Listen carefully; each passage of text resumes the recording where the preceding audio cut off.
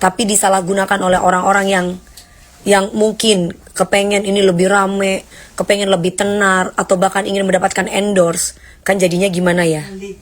Ya nggak akan ada habisnya sama orang yang ngeyel ya Mi. Nah, kayaknya mah sana mah lagi ngobrol. Iya, lagi video soalnya. Nah, jadi intinya kelapa tidak jauh ya. Jadi intinya adalah kalau aku tuh sudah baik sama orang, terus atau kepada wartawan, kadang kala kan ada wartawan yang baik, ada wartawan yang nakal. Nah, kalau ketemu wartawan yang nakal itu dia ngambil dari, ini wartawan yang nakal dalam arti yang nggak punya legalitas ya. Dia ngambil dari akun-akun, terus kemudian dipotong-potong dan mereka bikin narasi sendiri. Ya, orang nanya memang tidak ada puasnya ya, begitulah orang selalu ingin tahu tentang orang yang ngeyel terus. Nah, sekarang balik lagi pertanyaannya adalah, kalau kamu bertanya tentang anakku tuh kan umur 17 tahun. Ya, anakku tuh umur 17 tahun. Jadi masih dari segi pemikiran itu belum matang, butuh pengasuhan, butuh pembinaan. Jadi kalau misalkan anakku dididik oleh aku, ya itu pasti berbeda dengan didikan kalian gitu. Jangan pernah samakan didikan aku dengan didikan kalian. Nah, kalau misalkan ingin menjadi seorang ibu, iyalah DP lu kan gak pernah menjadi seorang ibu. Lu pikir gampang DP jadi seorang ibu? Lu punya anak dulu deh perempuan. Emang saya pernah ngomong kalau punya anak itu gampang? Pertanyaannya, emang saya pernah ngomong kalau punya anak itu gampang? Gak gampang guys punya anak. Ya, kenapa nggak gampangnya? Satu, ketika kita melahirkan anak kita harus bisa mempertaruhkan nyawa kita. Setengah nyawa kita itu sudah kita kasih buat dia. Otomatis hidup dan mati kita itu udah terserah kapan kita mau mati, mau diambil sama Allah ketika kita melahirkan. Itu satu, ya kan? Dan yang kedua, pertanyaan kalian kepada saya tuh, hey DP, lu tuh nggak pernah punya anak. Hey DP, lu tuh nggak tahu, lu nggak mudah lo punya anak, nggak gampang punya anak. Balik lagi saya jawab, kapan Dewi Persik pernah bilang bahwa mudah untuk punya anak atau mendidik anak? Makanya ketika saya menikah berkali-kali pun saya mikir pakai otak saya supaya siap secara mental, siap secara psikis saya, siap secara finansial saya. Oke lah, finansial saya oke. Tapi secara mental dan psikis saya kan belum tentu saya siap. Ya kan? Pertanyaannya adalah, anak itu bukan ternak. Anak itu bukan ternak. Kalau anak itu ternak, gampang kok. Mending aku punya, gini loh. Kalau lu menganggap anak lu itu ternak, tinggal lu kasih harta, lu kasih pakan, ya kan, pakan, tempat tinggal, udah. Bisa hidup kok anak kita. Ya kan? Iya atau enggak? Tapi pertanyaannya, ketika lu punya anak, lu siap enggak menghadapi psikis anak, mental anak, psikis lo, mental lo? Siap enggak pertanyaannya? Kalau lu belum siap, jangan punya anak. Salah Dewi Persik? Enggak dong. Makanya segala sesuatu tuh dipikir. Lah kalau semua lu udah merasa, gue udah sayang lo sama anak gue, ya gue pakanin dia sampai gede, ya sama aja lu mendingan lu punya anak, ya lu pakai anak kucing atau lu ngelahirin anak ayam. Ya kan, anak ayam, anak kucing, lu pakai tuh semua tuh, lu lahirin tuh bukan dari rahim lu ya, tapi lu tinggal pelihara mereka aja, lu kasih harta lu cukupin. Nah, sedangkan kalau kita punya anak, kan kita harus menyayangi dia dari hati, mencintai dia tulus dari hati. Lu bisa melahirkan anak lu dari rahim lu, otomatis kan lu harus bisa yang namanya meminimaliskan ego lu untuk anak lo, apalagi anak yang masih di bawah umur. Nah, jadi jangan pernah ngomongin gue yang katanya gue udahlah DP, gue nggak pernah ngomongin anak orang, gue ngomongin anak gue. Anak gue aja, Gabriel, kan masih di bawah umur, ya. Gue aja itu mendidik dia itu dari hati gue, dari keegoan, dari rasa ego yang gue redam. Lah kalau mikirin sekarang gini loh, lah dia itu gak pernah punya anak kok bisa ngomongin anak. Aku tuh ngerawat Gabriel tuh dari Gabriel tuh dari masih merah. Ya, dari merah anak itu sudah aku rawat, aku cintai, aku sayangi dengan sepenuh hati. Ketika anakku tersesat, siapa lagi? yang bisa menolong anak kita kalau bukan kita, ibunya? Emang orang lain bisa? Nggak bisa. Ibunya. Ya, karena anak itu ketika lahir dia kertasnya itu putih. Ketika kamu mau warnai A, warnai B, warnai C, itu siapa? Ibunya yang kasih warna ke anaknya. Nih, ini kayak si Amel ini suka nimbrung aja lu. Lu tuh bodoh. Lu tuh bodoh. Kenapa lu bodoh? Gue punya anak. Lu bodoh, gue punya anak. Kalau lu ngomong, kalau kecuali lu doang yang punya anak, lu boleh katain gue bodoh. Ya, apalagi kalau misalkan anak lu udah lu eksploitasi di depan layar, ya di layar kaca dan semua orang ibaratnya sudah tahu. Kenapa huru hara kalian pertontonkan? Kenapa kalau memang lu merasa ibu yang baik, kebaikan lu yang pertontonkan dong? Kebaikan lu dong, yang lu pertontonkan tuh kebaikan lo.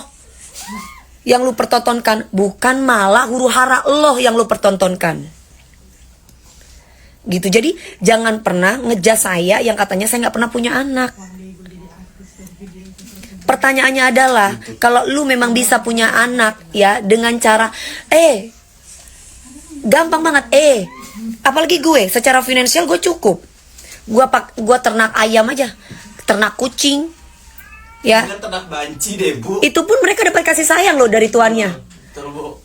Anjing kita kasih tempat tinggal. Betul. Anjing kita kasih makan. Betul. Dikasih baju. Anjing masih kita sayang, diajak jalan-jalan sama kita. Dikasih troli, Bu, buat Nah, main jalan mall. bagaimana anak? Anak itu punya pikiran gini loh guys. Kita itu jangan kita itu ya satu-satunya aja maksudnya gini. Jangan pernah namanya netizen tuh manas-manasin ibunya. Jangan pernah netizen tuh manas-manasin anaknya. Karena kita juga bisa melihat dua-dua mental keduanya. Di sisi ibaratnya gini, kalau kita punya orang nggak basic atau backgroundnya dari anak baik-baik aja, kadang-kala lahir anak yang nggak baik kok. Betul, kok setuju. Iya kan? Aku setuju dengan statement itu, Bu. Nah, apalagi background orang tuanya tidak baik. Bagaimana anaknya bisa menjadi anak yang baik? Itu salah satu contoh. Makanya mempunyai anak itu sensitif sekali. Kalau nggak mampu punya anak, jangan punya anak. Karena apa? Anak itu balik lagi secara mental, secara psikis. Balik lagi nih, tersesatnya seorang anak itu kan lahirnya dari rahim ya. Misalkan nih, aku kasih tahu nih buat anak-anak. Aku tidak mengajarkan anak-anak untuk tidak berbakti kepada orang tua. Orang tua, ya, orang tua itu tetap harus dihormati. Orang tua tetap harus disayang. Orang tua tetap harus dicintai. Apapun kesalahan yang orang tua lakukan. Begitupun juga seorang orang tua. Orang tua juga harus ingat, senakal-nakalnya anak, sebandel-bandelnya anak, lu tetap harus rangkul anak lo. Apalagi di bawah umur. Apalagi dengan kapasitas dia yang butuh kasih sayang setiap harinya, butuh diasuh oleh orang tuanya. Anggaplah anak lu lagi tersesat. Lu inget anak lu itu bukan lahir dari ayam, anjing, bebek. Anak lu tuh lahir dari rahim lu. Katanya lahir dari rahim lu. Lah, yang menciptakan itu siapa? Allah Subhanahu wa Ta'ala, bukan manusia. Yang menciptakan itu Allah, yang titipkan di rahim lu. Lah, kecuali anak lo sudah balik atau mungkin masih sudah usianya udah dewasa, mungkin karena pergaulan sehingga dia lupa sama orang tuanya. Tapi balik lagi, kalau kita sebagai netizen harus bisa menyadarkan kedua-duanya untuk supaya bisa saling menahan ego. Karena bagaimanapun seburuk-buruknya orang tua itu adalah orang tuamu yang melahirkanmu. Separuh nyawanya dia kasih untukmu, dia rela mati untukmu ketika melahirkan. Begitupun anak, apapun kondisi, begitupun orang tua. Orang tua seburuk apapun itu adalah itu seburuk apapun itu orang tua. Anak seburuk apapun itu orang tua. Ini point of view seorang anak memandang orang tua ya. Bagaimanapun adalah dia yang melahirkan kita. Dia pernah merawat kita. Anggaplah mungkin dia menyayangi kita tidak dengan cara baik, mungkin secara emosional, psikis, dan mungkin secara finansial aja. Tapi di situ balik lagi bahwa itu adalah orang tuamu yang melahirkanmu loh, yang mencintaimu loh. Begitupun sekarang dari orang tua nih memandang anak. Oh iya ya, anak gue lagi tersesat. Siapa lagi sih yang bisa membimbing, mengarahkan, mengasuh nerima keadaan buruknya anak. Kamu kalau bisa melahirkan dengan mengorbankan nyawamu, malu bisa mengorbankan egomu. Iya kan? Nah, hal-hal yang kayak gitu tuh tiba-tiba aku bicara tentang anakku, tiba-tiba dengan hal yang lain. Kadang-kala kita pakai artis. Sebaiknya kadang-kala kalau kita nggak mau wawancara, ya, kalau kita nggak mau wawancara, nanti kita sombong gitu. Kalau kita wawancara, kadang ada sebagian orang yang dipotong-potong, terus kemudian dibilang seolah-olah gue campur urusan orang. Padahal orang itu tanya tentang Gabriel, usia anakku yang umur 17 tahun. Bagaimana caranya Mami Dewi Persik mendidik anaknya Mami DP? Di situ gue langsung dibully. Hei DP, lu itu gak pernah punya anak perempuan. Hei DP, lu itu gak pernah melahirkan. Hei DP, yang perlu digarisbawahi adalah ketika lu hamil, ketika lu melahirkan, itu rahim dikasih sama siapa?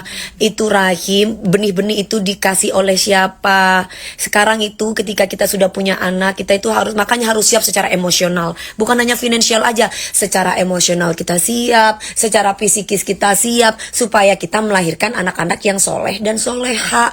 Nah, kalau ternyata kita mendapatkan anak yang tidak soleh soleha, minimal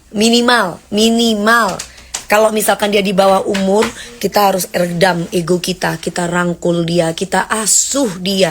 Karena anak itu kalau udah tersesat gak ada tempat kecuali ibunya yang bisa merangkul. Ya, terkecuali anak itu sudah umurnya udah balik, dia udah keluar dari rumah kita atau bukan di bawah umur. Nah, kalau misalkan anak itu memang jadi anak yang tidak baik, berarti tandanya karena lingkungan. Gitu, kita tuh bikinnya realistis. Iya betul Madam, siapa ini Mas Astrodam. Kita tuh bikinnya realistis. Saya memang gak pernah, ibaratnya oke lah, kalian mau bilang seandainya nih pertanyaan-pertanyaan orang yang saya baca ya, karena mau gak mau kadang saya suka baca di TikTok tuh komen-komen orang, dari orang yang memotong potongan video saya. Dia bilang, DP, kamu kan gak pernah melahirkan. Kalau misalkan jawaban saya pernah melahirkan, bagaimana? Oh ya DP, nanti akan ada pertanyaan lagi. DP, lu kan gak pernah punya anak perempuan. Kalau misalkan saya jawab, saya sudah punya anak perempuan, bagaimana? Akan ada pertanyaan lagi. Selanjutnya dan selanjutnya. Lu kan gak pernah punya anak perempuan yang pola tingkah lakunya kayak begini. Pertanyaannya, kalau gue jawab gue pernah punya anak pola tingkah lakunya kayak gitu, akan ada pertanyaan lagi. Itulah manusia. Gitu loh.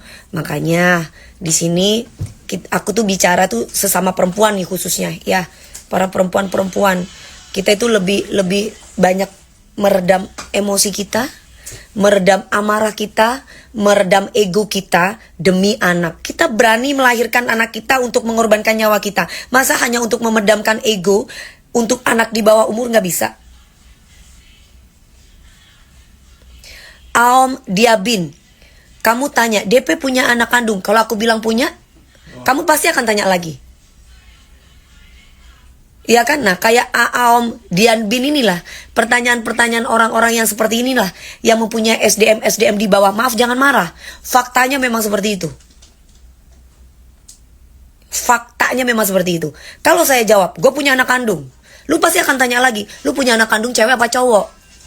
Kalau gue jawab cewek, dia pasti akan tanya lagi, emang anak lo kayak begini tingkah lakunya? Enggak kan? Kalau gue jawab, anak gue tingkahnya kayak begitu, lu pasti akan bertanya lagi. Itulah manusia, gitu ya.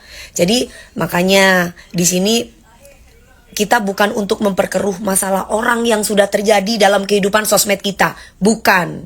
Tapi di sini justru kita ingin menyatukan antara anak dan orang tuanya, dan ini menjadi contoh buat masyarakat yang menonton. Jangan pernah kalian itu membuli anak kecil di bawah umur. Kasihan, kalian kan hanya melihat induknya aja kan, tanpa melihat bagaimana psikis, mental. Aku tidak pernah mengajarkan anak itu tidak berbakti kepada orang tua lo ya. Balik lagi, aku perlu digarisbawahi. Hai anak-anak di bawah umur ataupun siapapun kamu itu yang masih menjadi anak atau selalu menganggap bahwa dirimu tuh lahir dari rahim ibumu. Jangan pernah kamu yang tidak berbakti kepada orang tuamu. Orang tua itu nomor satu. Sekejam apapun itu orang tuamu, kamu tetap harus bakti, kamu tetap harus sayang sama orang tuamu, kamu tetap harus hormat, kamu tetap harus sabar menghadapi apapun yang terjadi dalam hidup kamu, konflik antara orang tua dan anak. Aku tidak pernah memberikan contoh kepada anak untuk melawan orang tuanya. Dan yang kedua, hai para ibu-ibu yang merasa mempunyai anak, kamu melahirkan dia, otomatis kamu sudah siap dan rela untuk menghilangkan nyawamu untuk anakmu. Kenapa kamu tidak bisa meredam egomu? Kenapa kamu tidak bisa meredamkan emosimu untuk merangkul dia, anak yang di bawah umur? Karena dia lagi tersesat. Siapa lagi kalau bukan ibunya yang bisa membawa anak-anaknya di pelukannya? Kamu bisa membuat huru hara tentang kejelekan anak. Kenapa kamu tidak bisa membuat hal-hal kebaikan untuk bisa menjadikan contoh bahwa bagaimana caranya bisa merangkul anak yang lagi tersesat? Ini aku berbicara di bawah umur ya. Seperti itu. Aku berbicara karena aku banyak dibully banget. Katanya aku bilang lu gak punya anak. Itu sensitif banget buat gue. Sedangkan gue punya anak loh. Walaupun saya tidak pernah melahirkan, tapi kalian bilang saya tidak punya anak. Saya punya anak. Tapi mungkin setiap cara orang tua dalam mendidik anak itu berbeda-beda. Saya tidak tahu cara kamu mendidik anak kamu bagaimana. Aku mendidik anakku bagaimana. Cuman di sini perlu aku garis bawahi ya. Buru nikah sebab kandungan bagus maksimal. Online trading 109. Saya ini nih orang-orang kayak gini yang mempunyai SDM rendah, yang tidak ngerti agama. Online trading 109. Gue kasih tahu ya. Anak kalau tokonya hari ini aku buat di toko itu. Kalau ada pabriknya dan manusia bisa bikin, aku hari ini bikin. Tapi balik lagi, kalau lu bilang buruan gua nikah karena usia 35 itu perempuan kadang-kala gak bisa punya anak bla bla bla. Pertanyaannya adalah, lu nikah untuk beternak atau untuk mencari ridho Tuhan? Pernikahan pertanyaannya. Kalau lu menikah hanya untuk berternak, mendingan lu jangan punya anak. Kasihan secara emosional, kasihan secara fisikis. Mungkin lu punya finansial, tapi lu belum tentu bisa menyayangi dia secara emosional, secara psikis lo dalam membina dan mengasuh anak lo. Ya, itu satu. Dan yang kedua, kenapa gue bilang lu gak punya agama? Online trading, kenapa? Kenapa lu gak punya agama, gue bilang? Kenapa? Kalau orang punya agama, dia tahu bahwa manusia itu diciptakan oleh Allah, bukan diciptakan oleh manusia. Ya, jadi kalau lu bilang sama gue bahwa Dewi Persik, lu kenapa gak buru-buruan nikah?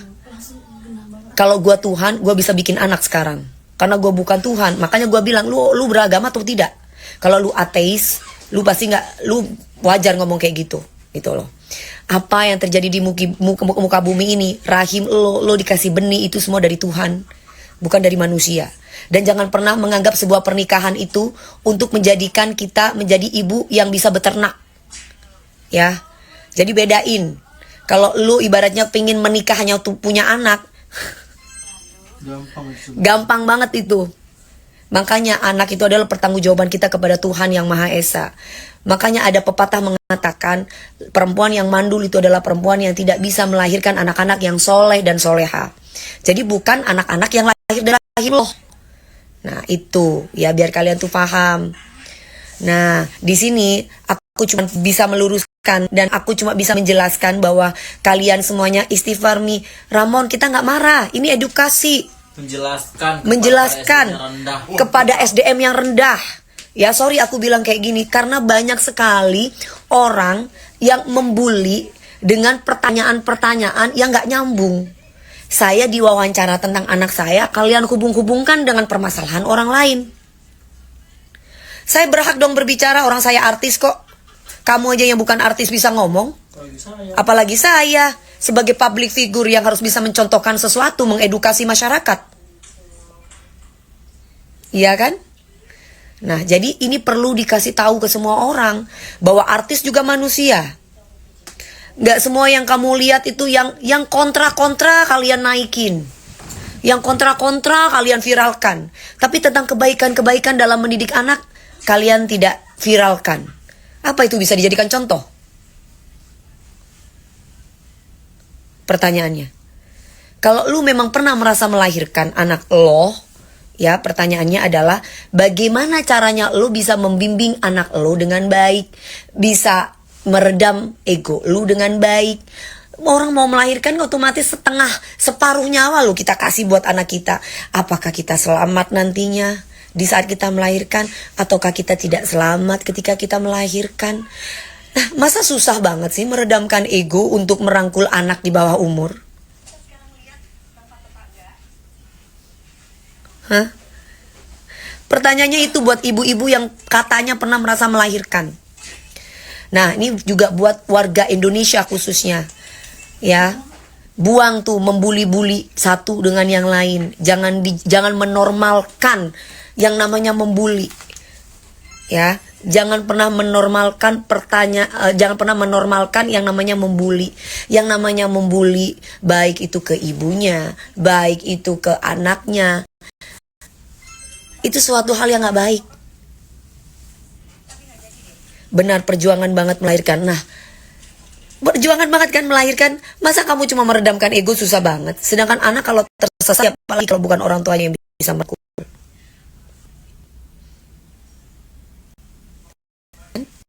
Ibu Lena, ya sekarang saya tanya sama ibu-ibu. Jangan pernah merasa, ini kan yang nonton saya kebanyakan ibu-ibu mungkin punya anak. Pertanyaannya adalah itu. Pertanyaan saya adalah, Bu, ketika anak kita tersesat, ibu-ibu melahirkan anak-anaknya kan perlu separuh nyawa ibu. Ketika ibu itu sudah siap melahirkan, oh iya Tuhan, pertaruhan nyawa kan, bisa meninggal, bisa hidup.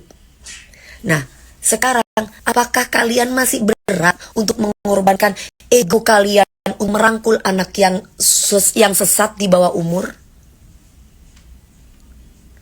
Pertanyaannya saya seperti itu. Makanya kalau masih belum bisa sabar, belum bisa mengontrol secara emosional, belum bisa mengontrol psikis kita, jangan punya anak. Jangan mau enaknya aja. Jangan mau enaknya aja, karena menjadi ibu itu harus sabar. Katanya kalau ngomong sabar, istighfar, tapi kalian sendiri nggak ngerti apa arti sabar, apa arti istighfar. Ya kan? Nah, kalau dibilang, lah lu DP, lu kan gak punya anak, gampang lu ngomong kayak gitu. Enggak, lu statement Dewi Persik bila punya anak itu gampang. Justru karena punya anak itu gak gampang, saya tidak mudah pengen punya anak. Itu ya, Bu. Jadi tolong, itu yang aku ngeliat, ya Allah, komenannya sangat mengerikan sekali loh. Apalagi kita sesama perempuan. Kita jangan melihat, jangan ego gitu loh. Saya kan ibu nih. Gak usah sibuk apa martirio. Gak usah sibuk bagaimana. Kalau kamu gak pengen disibukin, jangan kamu dieksploitasi di depan orang-orang biar orang-orang gak ikut campur urusanmu.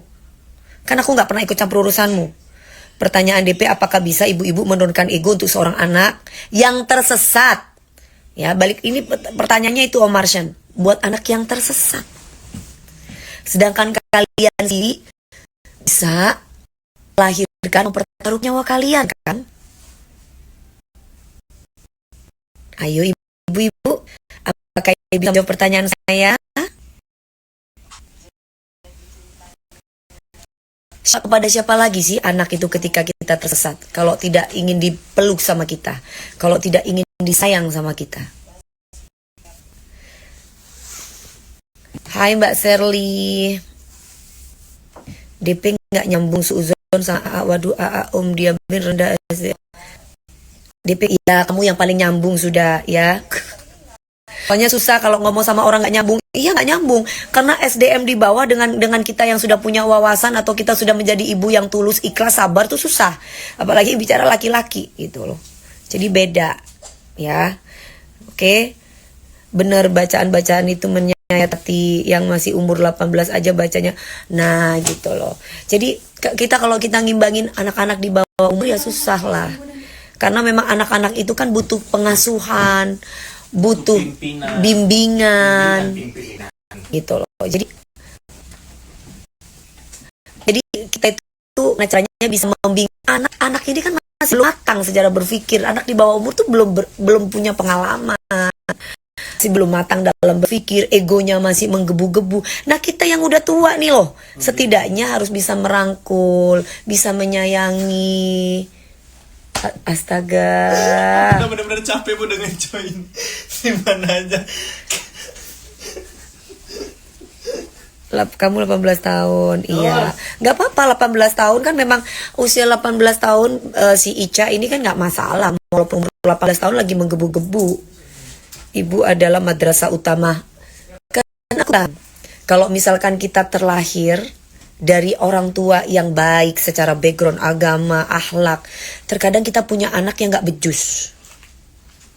Ya, bukan berpunya yang salah, berarti tandanya yang salah adalah pergaulannya. Karena ketika anak itu ibaratnya sudah di batas usia yang sudah bukan di bawah umur, sudah di atas usianya, berarti tandanya lingkungannya yang mempengaruhi dia seperti itu. Tapi ketika anak kita masih di bawah umur, anak kita ibaratnya bandel atau tersesat atau mungkin apa, itu tanggung jawab